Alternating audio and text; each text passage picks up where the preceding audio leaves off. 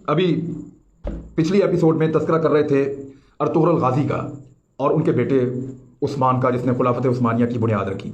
बड़े तगड़े लोग थे, बड़े पक्के मुसलमान थे और इन्होंने 600 साल तक अपने उसूलों के ऊपर हुक्मरानी की है और खिलाफत चलाई है। मुसलमानों का झंडा और इस्लाम का झंडा इन्होंने बुलंद रखा है और दुनिया से हार नहीं मानी। बहुत सारी जंगें लड़ी हैं, बहुत सारे इलाके फतह किए हैं और इस्लाम को बेशुमार इलाकों तक फैलाया है। लेकिन उसके बाद फिर जवाल आया, जवाल लंबा होता चला गया और 100 साल के बाद अब वो मुआहिदा खत्म होने जा रहा है, जिसको मुआहिदा लौज़ान कहते हैं। ये मुआहिदा क्या था? जब उस्मानिया खिलाफत का खात्मा होता है तो बरतानिया अपने हलीफों के साथ मिलकर मजबूर करता है तुर्की को कि वो अपनी बाउंड्री में बंद हो जाए और 5 शराइत रखता है। वो 5 शराइत आज भी फ्रांस के अंदर मौजूद हैं। वहां पे उनके पास एक जगह पे वो फ्रेंच के अंदर वो लिखा हुआ है मुआहिदा, वो उन्होंने संभाल के रखा हुआ है। उस मुआहिदे के अंदर जो अहम चीजें हैं 5 हैं, मैं आपके सामने रखता हूं। नंबर 1, खिलाफत उस्मानिया खत्म कर दी जाएगी। उसके जानशीनों को बाद में कत्ल किया गया, उनको गायब किया गया, उनको जिला वतन किया गया और उनके असासे जब्त कर लिए गए। और इनके असासे जब जब्त किए गए तो 3 बड़े आजमों के अंदर बेशुमार मालो दौलत था, बहुत सारी जायदाद थी जो सारी बरतानिया और उसके इत्तेहादियों के पास चली गई। उसके बाद तुर्की को एक सेकुलर रियासत बना दिया गया, उसमें से इस्लाम को खत्म कर दिया गया, खिलाफत के ऊपर पाबंदी लगा दी गई और तुर्की के ऊपर एक और पाबंदी लगी कि पेट्रोल नहीं निकाल सकता या मादनियात नहीं निकाल सकता, अपने मुल्क में से भी और बाहर भी कहीं से नहीं निकाल सकता। ड्रिलिंग नहीं कर सकता चाहे पेट्रोल नीचे मौजूद है, ये सिर्फ पेट्रोल खरीदेगा। ये बहुत बड़ी ज्यादती थी उनके साथ हुई। बासफोरस का एक उनके पास समुद्र है, साहिल समुद्र है, बहुत जबरदस्त उनकी बंदरगाह है, उसको बैनुल अक़वामी करार दे दिया गया कि जो मर्जी यहां से जाए, जो मर्जी यहां से आए, तुर्की जो है वो टैक्स नहीं ले पाएगा। ये बहुत बड़ी पाबंदी थी जो तुर्की के ऊपर लग गई। याद रखें कि नहर स्वीज जो है वो रीढ़ की हड्डी है दुनिया भर की तजारत की। इसी तरह ये बासफोरस जो है ये दूसरी सबसे इंपॉर्टेंट जगह है और आने वाले वक्त में ये पहले नंबर पे आ जाएगी। वो कैसे, वो मैं आपको बताऊंगा। अब 100 साल के लिए मुआहिदा था कि 100 साल तक तुर्की इसकी खिलाफ वर्जी नहीं करेगा। अगर आपने कभी उम्रा किया हो या हज किया हो और आप तुर्कों को वहां पे उम्रे या हज पे आता हुआ देखें तो आप गौर करेंगे कि उनके हाथ में एक नक्शा होता है। अमूमन तुर्कों के हाथ में एक नक्शा होता है क्योंकि उन्होंने बहुत अरसे तक हिजाज़ मुक़द्दस के ऊपर जो है वो अपनी जिम्मेदारी अदा की है, मदीना मुनव्वरा और मक्का मुअज़्ज़मा में आने वाले लोगों की मेज़बानी की है और उनको इतना ज़्यादा इसके साथ लगाव और उन्स है कि वहाँ जब भी सऊदी अरब कोई नक्शे में तब्दीली करता है तो उनके मुआहिदे के मुताबिक वो एक एक पत्थर और एक एक ईंट उठाकर वहाँ वापस ले जाते हैं अपने मुल्क में। वहाँ पे बहुत बड़ा टॉप कॉपिया म्यूजियम है जो इस्तांबुल के अंदर है। अगर कभी आपको मौका मिले तो आप उसको जाकर देखें। आप सारा दिन भी घूमें तो आप उसको नहीं देख सकते। वहाँ पे उन्होंने तमाम चीज़ें पहुँचाई हैं ताकि उनके लोगों को याद रहे कि अल्लाह ताला ने खाना काबा और मस्जिद नबवी की मेज़बानी की जिम्मेदारी इनके पास 650 साल तक रखी है। वहाँ जब तुर्क जाते हैं तो उनके पास नक्शे होते हैं, उनको एग्जैक्टली पता है कि किस सहाबी का घर कहाँ है। वो नक्शे के ऊपर कंपास रखते हैं और कदम गिनकर चलते हैं और खड़े होकर दुआ करते हैं। बाद का जो अरबी शुरते हैं या पुलिस वाले उनको शुरता कहते हैं, वो उनको रोकते भी हैं, पकड़ते भी हैं, नक्शा भी छीनते हैं। लेकिन वो तुर्क जो है वो खास किस्म के इकट्ठे होकर लिबास में जाते हैं, एक तरह के दिखते हैं, एक तरह के जूते पहनेंगे, एक तरह के बैग्स पहनेंगे। वो बड़े इत्तेफाक के साथ जाते हैं और उनको और बड़ी अकीदत के साथ जाते हैं। और वहाँ पे मैंने ये महसूस किया और कई और लोगों से भी सुना कि तुर्क अक्सर खाना काबा को पकड़ के ये दुआ करते हैं कि अल्लाह ताला अपनी नाराज़गी ख़त्म कर दे, जो मेज़बानी का शरफ तूने हमें दिया था वो हमें वापस दे दे। तुर्कों की पिछले 100 साल की दुआएं हैं। उन्होंने खाना काबा और मस्जिद नबी में रो रो के दुआएं मांगी हैं कि आप अल्लाह ताला हमसे नाराज़गी ख़त्म कीजिए और अपने नबी के सदक़े में हमें ये मेज़बानी वापस दे दीजिए। ये तुर्कों की ख्वाहिश है। अब ये जिम्मेदारी इस वक्त आले सऊद के पास है, जो सऊदी अरब के बादशाह हैं, जो वहाँ के हुक्मरान हैं। लेकिन तुर्क ये कहते हैं कि ये जिम्मेदारी हमसे छीन ली गई थी और हमें इस बात का शदीद अफसोस और दुख है। अब दोनों पाकिस्तान के बरादर मुल्क हैं, लेकिन तुर्कों की अपनी एक ख्वाहिश है, उसका भी हम एहतराम करते हैं और एक जिम्मेदारी आले सऊद के पास है, उसका भी एहतराम करते हैं। लेकिन इन दोनों में से इसका अहल कौन है, इसका फैसला आप सब अपनी जगह पे कर सकते हैं। कुछ फैक्ट्स मैं आपके सामने रख सकता हूं। अब 100 साल खत्म होने वाले हैं, तुर्की करेगा क्या? तुर्की सबसे पहले जो उसका प्लान है वो ड्रिलिंग शुरू करेगा तेल के लिए। बहुत सारी जगहों पे तुर्की में तेल मौजूद है, वो तेल निकालेगा, दुनिया को बेचेगा या अपनी जरूरत का तेल फौरन निकालेगा और इसमें खुद कफील होने की कोशिश करेगा। दूसरा, वो बासफोरस के समंदर पे टैक्स लगाएगा। वो टैक्स लेने की कोशिश करेगा, जो जहाज वहां से गुजरते हैं उनसे कहेगा कि 100 साल मुकम्मल हो गए, अब आप टैक्स दें, टैक्स दिए बगैर हम आपको यहां से नहीं जाने देंगे। उसके अलावा तुर्की एक नहर बनाने की तैयारी कर रहा है जिसका नाम इस्तांबुल कैनाल रखा गया है। ये कैनाल जो है ये मुस्तकबिल के अंदर आने वाले 5-7 साल के अंदर ये नहर स्वीज से ज्यादा इंपॉर्टेंट एक नहर बन जाएगी। दुनिया भर के जहाज यहां से गुजरेंगे और तुर्की टैक्स वसूल करेगा, टोल वसूल करेगा और इतना पैसा कमाएगा कि कोई सोच भी नहीं सकता। तो ये तो है तुर्की की इकोनॉमी की सिचुएशन आने वाले वक्त में। दूसरा, आपने गौर किया होगा कि तैयब उर्दगान ने एक काम शुरू कर दिया।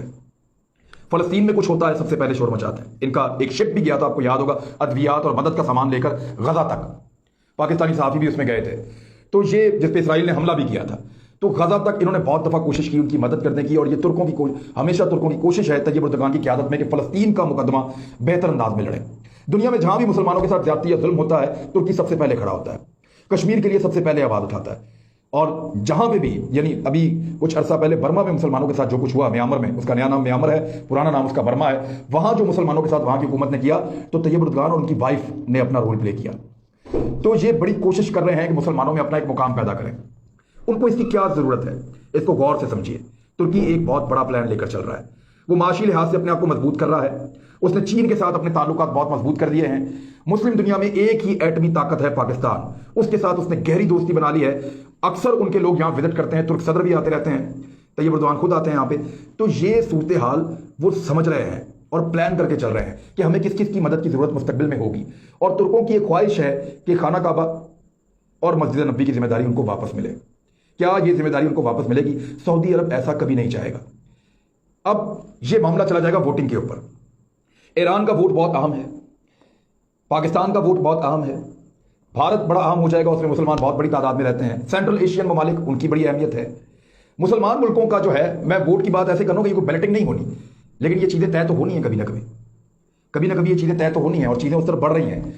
آج تک سعودی عرب کے پیچھے جو سب سے بڑی طاقت تھی، یا جس کی وجہ سے سعودی عرب اپنے آپ کو محفوظ سمجھتا تھا، یا سعودی عرب کی میں بات نہیں کر رہا، جو عرب کے اصل رہنے والے خطہ عرب کے عرب لوگ ہیں ان کی بات نہیں کر رہا، میں بات کر رہا ہوں آل سعود کی. آل سعود اپنی حفاظت اور اپنے تحفظ کے لیے امریکہ کے ساتھ دوستی کرتے ہیں، اور ان کی دوستی بڑی تگڑی ہے. جتنے بھی تیل کے کنویں جہاں سے تیل نکل رہا ہے وہ امریکن کمپنیاں نکال رہی ہیں. یہ دونوں ایک دوسرے پہ انحصار کرتے ہیں، ان کی اکانومی ایک دوسرے کے ساتھ جڑی ہوئی ہے، لہٰذا یہ ایک دوسرے کو پروٹیکٹ کرتے ہیں. امریکہ کو تو سعودی عرب نہیں پروٹیکٹ کر سکتا، لیکن سعودی عرب کو امریکہ پروٹیکشن دیتا ہے، اپنے اتحادیوں کے ذریعے سے بھی دیتا ہے. اب یہ تو ہے سعودی عرب کا بندوبست، ان کے تعلقات، اور یورپین ممالک سے بھی ان کے تعلقات بہت اچھے ہیں. انہوں نے بہت ساری دنیا کو پیٹرول دیا ہے. پاکستانی بے شمار وہاں پہ نوکری کرتے ہیں، انڈینز وہاں پہ نوکری کرتے ہیں، بنگلہ دیشی وہاں پہ نوکری کرتے ہیں. تو ان کی اکانومی بہت مضبوط ہے. ترکی جو ہے وہ، اس کی اکانومی اتنی بڑی نہیں ہے ابھی، لیکن فیوچر میں بہت بڑی ہونے جا رہی ہے. 2023 کے بعد جب معاہدہ لوزان ختم ہو جائے گا تو اس کے بعد وہ تگڑے ہو جائیں گے. اب معاملہ یہ ہے کہ ترکی نے بھی اپنے حلیف پیدا کرنے شروع کیے ہیں. Indonesia, Malaysia, China, Pakistan, Iran اور مشرق وسطیٰ کے مختلف ممالک، اور سینٹرل ایشین ممالک بھی. رشیا کے ساتھ اس نے اپنے تعلقات اچھے کیے ہیں. اب نئی صف بندیاں ہو رہی ہیں، اور جو نئی صف بندیاں ہو رہی ہیں وہ سب کے سامنے ہیں. پاکستان کو، آپ کو یاد ہوگا کہ سعودی عرب نے ایک کانفرنس میں شرکت سے روک دیا تھا، پاکستان ملیشیا نہیں جا پایا تھا. تو ہر کوئی اپنا اپنا زور لگا رہا ہے. لیکن اس وقت جو ہے وہ امریکہ کی کمزوری واقع ہو رہی ہے، اور اس بات پہ سعودی عرب کو بہت تشویش ہے. اور کچھ امریکہ اور سعودی عرب کے درمیان جو آپسی ان کے تعلقات ہیں وہ بھی اس طرح کے نہیں رہے.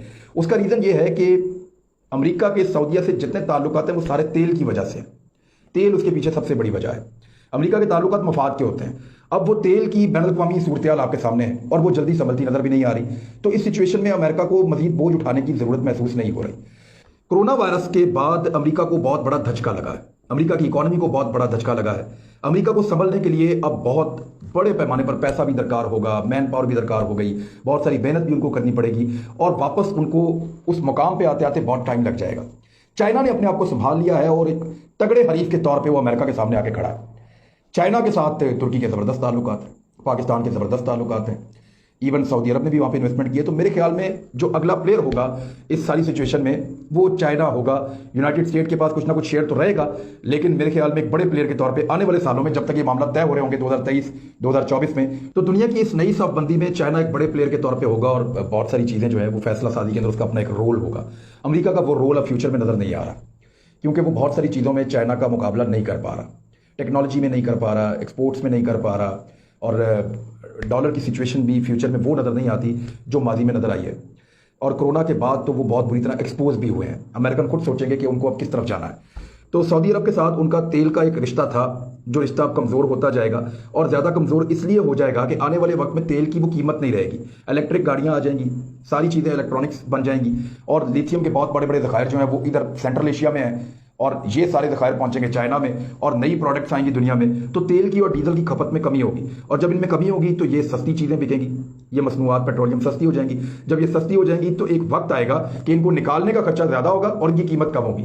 तो उस वक्त फिर वो ममालिक जिनका इन्हिसार तेल के ऊपर है वो कमज़ोर पड़ जाएंगे, जिनका इन्हिसार तजारत के ऊपर है, टूरिज्म के ऊपर है, इजादात के ऊपर है, टेक्नोलॉजी के ऊपर है, वो आगे बढ़ते जाएंगे। तो तुर्की इस मामले में सऊदी अरब से आगे है।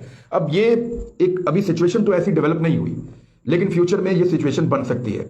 और पाकिस्तान किस तरफ होगा उसका एक वाज़ेह इशारा पाकिस्तान टेलीविजन पे चलने वाला एक ड्रामा अर्तुगरुल गाजी है, जो पॉलिसी के तहत चलाया जा रहा है, ऐसे ही नहीं चलाया जा रहा। तो उसको देखें ज़रूर और समझें कि हमारा सफ़र कहाँ से शुरू हुआ था और हम किस तरफ को जा रहे हैं, क्योंकि नबी सल्लल्लाहु अलैहि वसल्लम की एक हदीस भी है कि क़यामत से पहले खिलाफत कायम होगी। अब तक के लिए इतना ही। अपना ख्याल रखिएगा। अगर ये रिसर्च जो मैंने अभी की मेरी टीम के साथ मिलकर और आपके सामने कुछ फैक्ट्स रखे हैं, अगर आपको पसंद आए तो हमारी हौसला अफजाई के लिए आप सब्सक्राइब करें इस चैनल को, इसको लाइक करें, इसको दोस्तों के साथ शेयर करें ताकि हम और अच्छा काम करें। बहुत शुक्रिया।